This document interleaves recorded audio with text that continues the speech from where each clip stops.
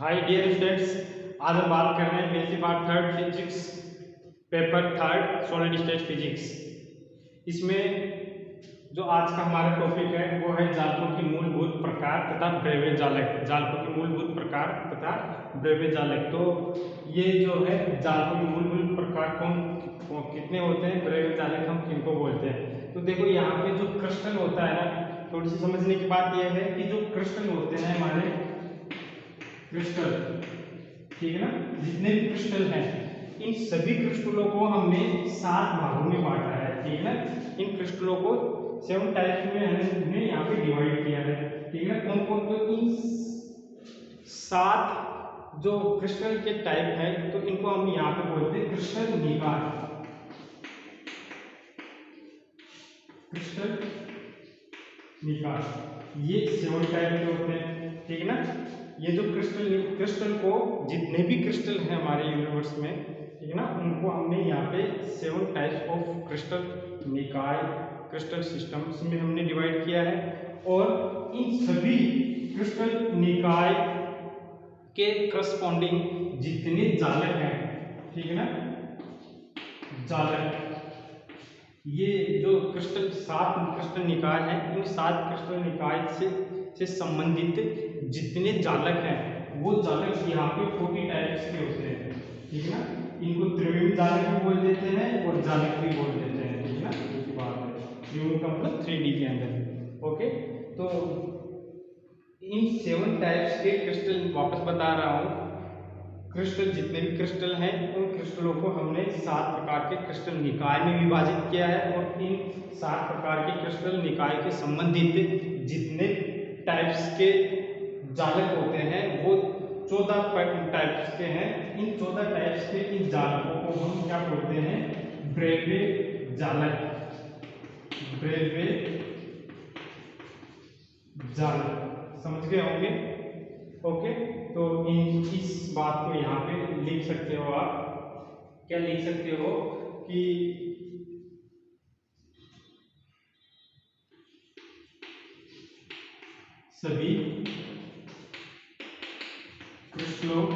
सभी क्रिस्टलों अभी हम बताते हैं कि ये 7 टाइप्स के क्रिस्टल निकाय कौन से हैं। ठीक है ना, 14 टाइप के ब्रेवे जालक कौन से हैं। तो थोड़ा सा इसको एज ए नोट्स हम यहाँ पे कुछ उतार लेते हैं, उसके बाद में हम इन सब की 1 बाय 1 बात करेंगे। ओके, तो फर्स्ट है सभी क्रिस्टलों को 7 प्रकार के क्रिस्टल 7 प्रकार के क्रिस्टल निकाय, ठीक ना, 7 प्रकार के क्रिस्टल निकायों में बांटा गया है। ठीक है ना, जितने भी क्रिस्टल हैं उनको 7 प्रकार के क्रिस्टल निकायों में, ठीक है ना, ये निकाय बना दिए अलग अलग, इनमें बांटा गया है। तथा इन सभी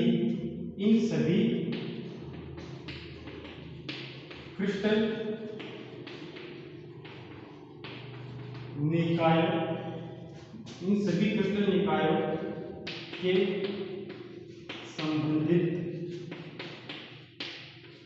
के संबंधित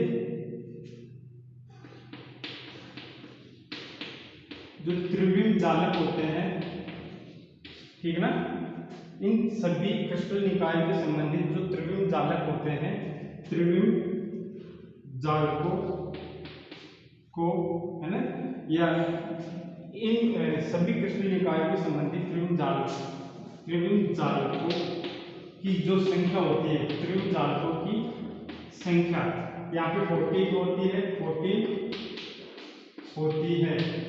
ओके, 14 होती है। तो ये जो 14 जो त्रिविम जालक है, 14 त्रिविम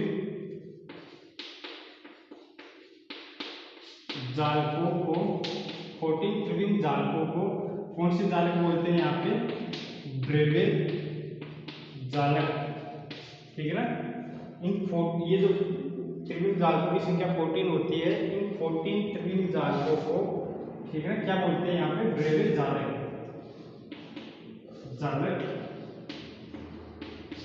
कहते हैं, ठीक है ना। इस तरीके से आप इसको लिख सकते हैं कि जो क्रिस्टल है उनको 7 निकाय में हमने विभाजित किया है, और ये 7 निकायों के संबंधित जो जालक है, त्रिविम जालक है, उनकी संख्या 14 होती है, और इन 14 त्रिविम जालकों को हम ब्रेविल जालक कहते हैं, ठीक है।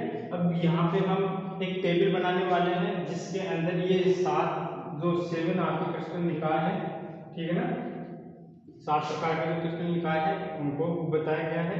उसी के अंदर जो ब्रेविल जालक है उनसे संबंधित उनको बताया गया है, उनकी जो अभाज्य सदिश है उनसे क्या रिलेशन है, ठीक है ना, उनके बीच के जो एंगल है उनसे क्या रिलेशन है, वो सारा एक जो है टेबल के अंदर बताया गया है।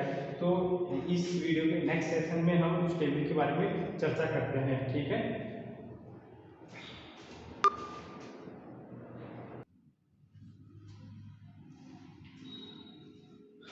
हाँ, तो स्टूडेंट्स हम यहाँ पे बात कर रहे थे टेबल की, जिसके अंदर 7 टाइप्स के क्रिस्टल निकाय है, ठीक है ना, 1 2 3 4 5 6 7, ये 7 टाइप्स के क्रिस्टल निकाय है, ठीक है ना। और इन प्रत्येक 7 टाइप्स के क्रिस्टल निकाय के संगत यहाँ पे जो जालकों की संख्या है वो ये है, जो गणीय है उसके साथ 3 है, द्विसंबलंबाक्स के साथ 2 है, ठीक है ना, विषमसंबलंबाक्स के साथ 4 है, ऐसे प्रत्येक के साथ यहाँ पे संख्या दे रखी है। और ये कुल टोटल जब आप इनका टोटल करोगे तो यहाँ पे ये 14 आती है, 3 2 5 4 9 10 11 12 13 14, ठीक है ना। ये इन 7 निकाय करस्पॉन्डिंग ये 14 टाइप के आपके लेटिस होते हैं, जिनको हम ब्रेविल लेटिस बोलते हैं, ठीक है ना, ब्रेविल जालक बोलते हैं, ओके। ये इनमें क्या डिफरेंस होता है वो हम जो लंबाइयाँ है, ठीक है ना, और जो एंगल है, इन लंबाई और एंगल के आधार पर ये डिफरेंस हम यहाँ पे देते हैं। तो यहाँ पे लंबाई हम देख लेते हैं। तो फर्स्ट है घनीय, जिसको हम क्यूबिक बोलते हैं, ठीक है ना। घनीय के अंदर क्या होता है, जो जालकों की संख्या होती है वो 3 होती है। PIF का मतलब, P का मतलब होता है यहाँ पे परमिटिव, ठीक है ना, परमिटिव अभाज्य जो आपकी कोशिका होती है वो, ठीक है ना। और I जो होता है, I ये होता है अंतःकेंद्रित, बॉडी सेंटर्ड, ठीक है ना। और F होता है यहाँ पे फेस सेंटर्ड, ठीक है ना, फलक केंद्रित। ये 3 टाइप के जालक यहाँ पे होते हैं। मैं इनको भी लास्ट में बता दूंगा कि ये किस टाइप के होते हैं, PIF और C, ठीक है ना। ये 4 टाइप के, इनका जो स्ट्रक्चर क्या होता है वो लास्ट में हम बना के देख लेंगे, ओके। तो इसके लिए क्यूबिक के लिए, अब देखो क्यूबिक है, इनके लिए आप जानते हो कि जो भी लंबाई चौड़ाई ऊंचाई जो होती है वो बराबर होती है। तो ये A = B = C, ये है। एंगल 90 होता है, अल्फा बीटा गामा ये तीनों 90 होते हैं, ओके। एग्जांपल है NaCl और CO। इसी प्रकार आपका जो सेकंड है वो है द्विसमलंबाक्स,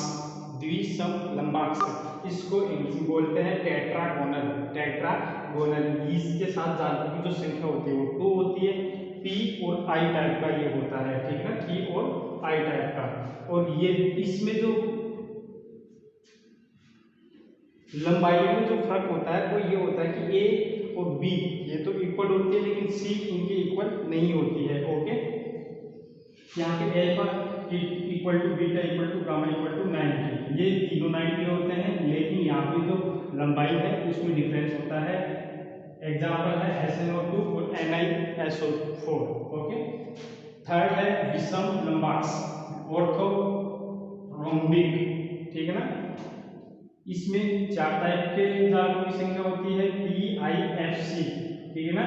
P फिर बता देता हूँ, अभाज्य, ठीक है ना, परमिटिव। I जो होता है आपका body centre, F face centre, और C जो होता है बेस सेंटर। C का मतलब होता है बेस सेंटर, ठीक है ना, आधार केंद्रित। और ये इसके अंदर ये A ≠ B ≠ C ये कंडीशन होती है। इसमें जो एंगल होते हैं तीनों 90 इक्वल होते हैं। एग्जांपल है KNO3 ESO4, ठीक है ना। इसी तरीके से हम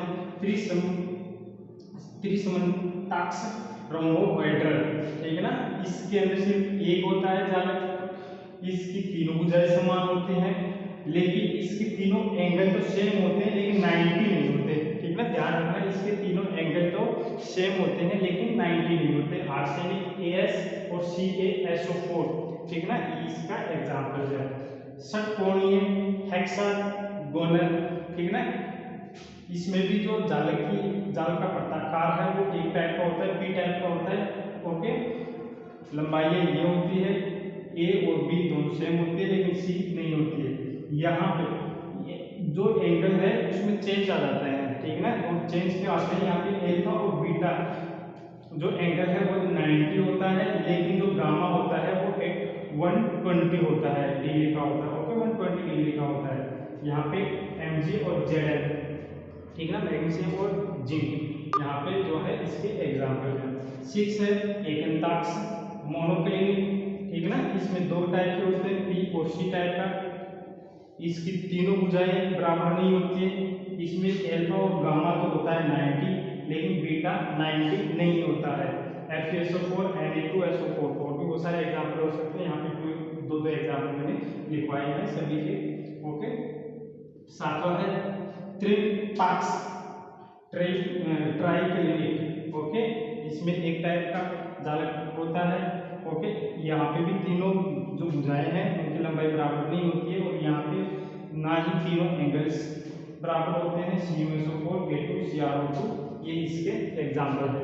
अब ये जो है टेक्निक बड़ी इजीली याद हो जाती है, ठीक है ना। ये है 7 टाइप के, इनको सीक्वेंस से याद करने के लिए हम एक सीधा सा एक फॉर्मूला बनाते हैं सीधो और रैमट का, ठीक है ना। तो इसके फर्स्ट अक्षर को हम एक साथ मिला लेते हैं जिससे हमको ये सीक्वेंस वाइज से सातों का साथ पता चल जाता है। उसके बाद में देखो ये जो लंबाइयाँ हैं सातों की सातों, इसमें देखना, देखो ये A = B = C, फिर ये इक्वल नहीं है, फिर दोनों इक्वल नहीं है, ओके, फिर से ये इक्वल हो गए, फिर ये इक्वल नहीं है, फिर ये दोनों इक्वल नहीं है, और फिर लास्ट वाले भी ये इक्वल नहीं है। तो ये सीधा सा है, याद रखना कि पहले तो तीनों बराबर, फिर C बराबर नहीं है, फिर तीनों बराबर नहीं, फिर वापस तीनों बराबर, फिर C बराबर नहीं है, फिर तीनों बराबर नहीं है, और लास्ट वाले तीनों बराबर नहीं है। यहाँ पे जो एंगल है, एंगल जो फर्स्ट 3 है, ठीक है ना, ये जब इस तरीके से चलते हैं तो एंगल तीनों अल्फा बीटा गामा 90 होते हैं, ओके। उसके बाद में ये जब वापस इक्वल हो जाते हैं तो ये दोनों कंडीशन सेम हो गई इसके अंदर, तो यदि वापस से ये कर देंगे तो फिर इसमें कोई फर्क नहीं पड़ेगा। इसका मतलब ये कंडीशन सेम हो गई तो इसका मतलब यहाँ पे चेंज करना पड़ेगा। तो यहाँ पे चेंज क्या होता है, तो यहाँ पे अल्फा बीटा गामा जो इसमें तीनों में बराबर आ रहे थे, ठीक है ना, इक्वल आ रहे थे अल्फा बीटा गामा, तो ये किसके 90 के, तो इसमें क्या है कि ये अल्फा बीटा गामा तीनों इक्वल तो है लेकिन 90 के इक्वल नहीं है, सीधा सा हम याद रख सकते हैं। फिर इसके बाद में आता है हेक्सागोनल, है ना, षटकोणीय। तो षटकोणीय में सीधी सीधी बात याद रखना कि जो A और B दो भुजाएं समान होती है, C भुजा समान नहीं होती लेकिन, और सॉरी, ठीक है ना, उनके जो अल्फा बीटा जो एंगल है वो 90 होते हैं, दो एंगल 90 होते हैं और एक एंगल 120 होता है, ठीक है ना। ये यहाँ पे इसके बाद में इक्वल नहीं होते, 120 होता है। और उसके बाद में आपका जो ये आता है एकंताक्ष मोनोक्लिनिक, इसके अंदर तीनों भुजाएं बराबर नहीं है, ठीक है।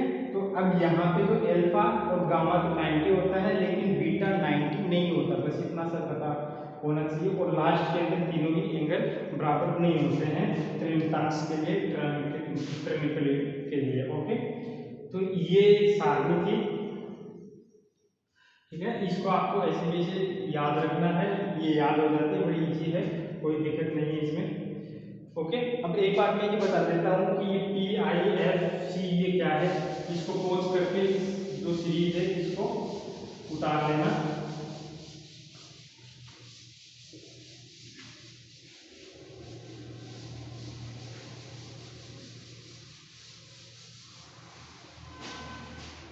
तो देखो ये जो P है, ये P है अभाज्य, P का मतलब है यहाँ पे अभाज्य,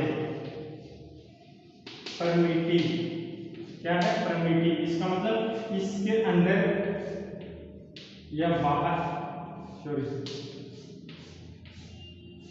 इसके अंदर कोई भी एटम नहीं है, जो भी एटम है इसके कॉर्नर पर स्थित होते हैं, ठीक है ना, इसके कॉर्नर पर स्थित होते हैं। और इस टाइप से सिर्फ इस सेल के अंदर सिर्फ एक एटम पाया जाता है, टोटल जो एटम्स नंबर होते हैं वो सिर्फ एक पाया जाता है, ठीक है ना। तो इस टाइप का जो भी आपका सेल है उसको हम बोलते हैं प्रिमिटिव सेल, ओके, अभाज्य कोशिका। दूसरा जो आपका है आई आई आई का मतलब होता है अंतः केंद्रित, अंतः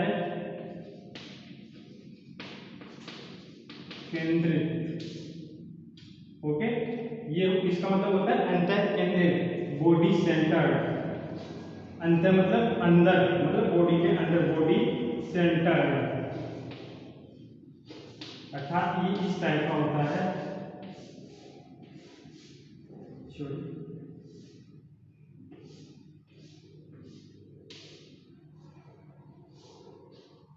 इसके बीच के अंदर, बॉडी के बीच के अंदर एक एटम होता है। यहाँ पे जो ये जो कॉर्नर है, कॉर्नर पे तो होते ही है, ठीक है ना, कॉर्नर पर तो होते हैं। कॉर्नर के अलावा जो बॉडी के बीच के अंदर सेंटर के ऊपर एक एटम और रखा रहता है, ठीक है ना। इसी तरीके से जो आपका कौन सा हो गया, पी हो गया, आई हो गया, ओके, उसके बाद में कौन सा बचता है, पी हो गया, सी। सी को बोलते हैं आधार, आधार केंद्रित, आधार केंद्रित, ठीक है ना, बेस्ट सेंटर्ड, ओके, आधार केंद्रित, बेस्ट सेंटर्ड। इसका मतलब